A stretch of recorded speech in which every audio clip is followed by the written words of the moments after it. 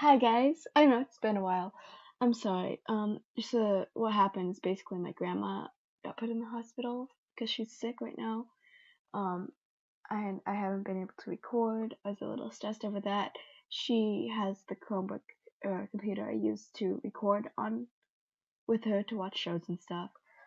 I do want to say thank you for the advice on my post. I'm going to try to make better quality, maybe look up some help words I use. But I'm kind of excited because I finally am able to record again. Yippee! I think that's a win. So let's get started.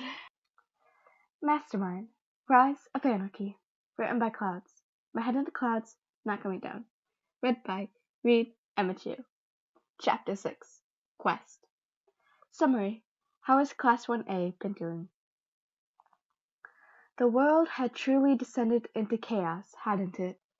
Fumikage wrapped himself deeper in his cloak and observed the fake city. It was true that he was handling the transition easier than most of his classmates, but it was a small comfort when he considered the state of the world. The spotlight had never been a comfortable place for him, even before it became a dangerous place for any heroes to reside. Perhaps it was because of his bond with Dark Shadow, but he had always felt more comfortable when he embraced the shadows. He had always thought that made him different and strange, but it turned out that the light and sparkle that he'd grown up seeing in the heroes on the news was simply a distraction to hide the revolting darkness seething under the surface of society. It was as if, instead of a world of brightness and hope that he had been raised in to believe, the hero society was simply a crude oil spill that someone had dumped a thin layer of glitter over top, and when the light hit, all that anyone could see was the bright sparkle of fake plastics, ignorance to the damage of the pollution that was lurking underneath. Mastermind's reign of terror was terrible, but Fumikage couldn't decide whether it had been good or bad that he had unintentionally destroyed the spotlight that reflected the false glitter of hope the hero industry created. On the other hand, the world seemed like a darker place now than it ever had before. But on the other, those same shadows had finally unmasked the dark mess underneath, and it was only when those problems were visible that steps could be taken to fix them.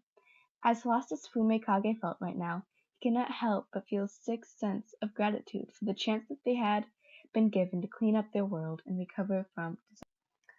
Not that he had ever spoken of these thoughts to anyone outside of Dark Shadow, of course. Not even the therapist that Aizawa had been making him go ever since the summer camp disaster.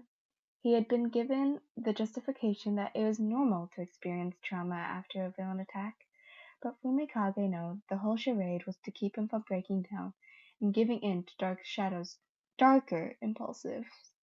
After all, the end of the night, it hadn't been the village that put Shoji in critical condition, it had been him. He couldn't just put glitter on that memory and ignore it like the heroes did with everything else. Dark Shadow nudged his head slightly, and Fumikage forced himself to come back into the present. There was no point in despairing over the problems he couldn't fix. He was just one student, and he didn't have the power to clean up the mess his predecessors created. All he could do was be a good hero and try not to create more messes for the future, and that he needed of training. The current exercise was a stealth practice similar to capture the flag. Aizawa had set the class loose in the training grounds with the goal of being the last one standing. It was every man for ourselves, as they sought simultaneously to find the others, while at the same time preventing themselves from being found. By Fumikage's count, about half of his classmates had already been found, the bandana stolen, leaving most of the more stealth-minded classmates, as well as those that had decided to ignore the point of the exercise entirely in favor of using head-to-head combat to stealth bandanas.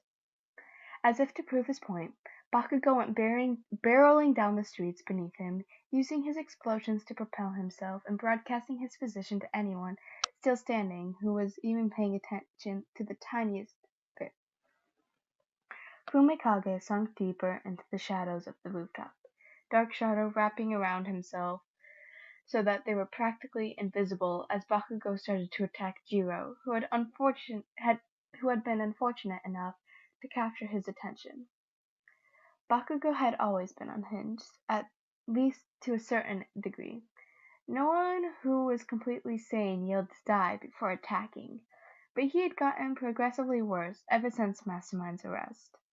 The change wasn't so much a result as Mastermind being arrested. However, it was as Bakugo showing his true colors in the absence of the grounding effect that the formerly self-deemed Baku Squad had been providing since the beginning of the year. Fumikage wasn't even sure why they'd allowed Bakugo to stay in the hero course. He had assumed that they'd been trying to prevent more heroes and hero students from switching sides. Todoroki switching had been bad enough, but Hawks caused people to panic. Fumikage had about to finally stop going to his mandatory therapy appointments, but when Hawks joined the league, Aizawa extended his visits to the help deal with the betrayal just because Fumikage had injured with him. It was intended as kindness and probably damage control just in case Hawks decided to fill his head with dangerous ideas. But Fumikage and Dark Shadow, it just felt like they were being punished for something they didn't even know was happening. Just one more oil spill covered in glitter in the sunlight. There, Dark Shadow whispered. Fumikage turned his attention to where his quirk was pointing and noted that one of the walls had almost seemed to be rippling. Sue's camouflage was getting better. He could applaud her for that, but there were still a few tells that gave away her position. For the most part, he had forced himself to relax and pretend that they hadn't noticed her. She slowly approached them. Fumikage kept looking forward as she looped behind them, trusting his quirk to keep an eye on his blind spot until their opponent made her move.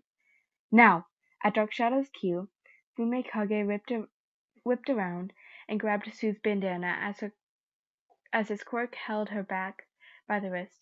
Thank you, Sue, but your darkness is not yet sufficient to face ours. Sue slumped in defeat as they let go of her. She got the cue to return to the teachers as she was out of the game. Again, like, rabbit. Fumikage nodded respectfully and watched her leave, then called out to Dark Shadow to back around him and started looking for any more movement. In the absence of their light, their only option was to grow more comfortable with the shadows. Tomura didn't enjoy being patient. If there was a boss to fight, he would much rather fight it than waste time on meaningless side quests. But unfortunately, experience taught him that grinding was necessary more often than not, so the players didn't lose their lives walking into a fight they weren't prepared for. It was why he hadn't gone and rescued All for One or Kurogiri immediately after the heroes had gotten them. His party still needed to level up. They had more XP and had added powerful members to the party since, but to raid the dungeon they had in mind, they still needed more.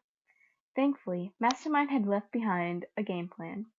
Shoto had come back to the base with a set of notebooks that read like quest instructions that they had been passed around and read so many times now that Spinner were starting to complain that they all memorized them.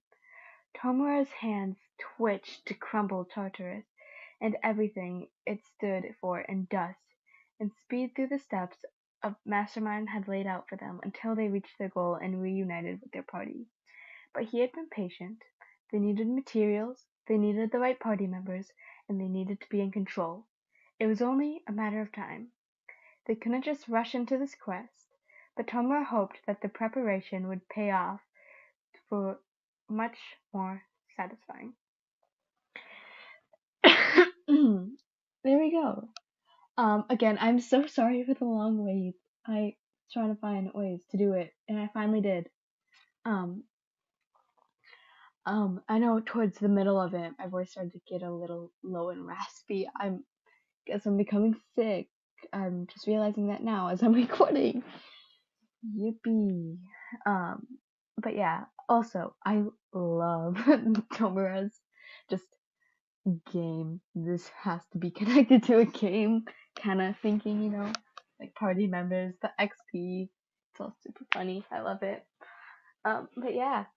Hopefully I can record chapter 7 today too. I do have curling today, so I don't know if I'll be able to get in another episode, but hopefully I can.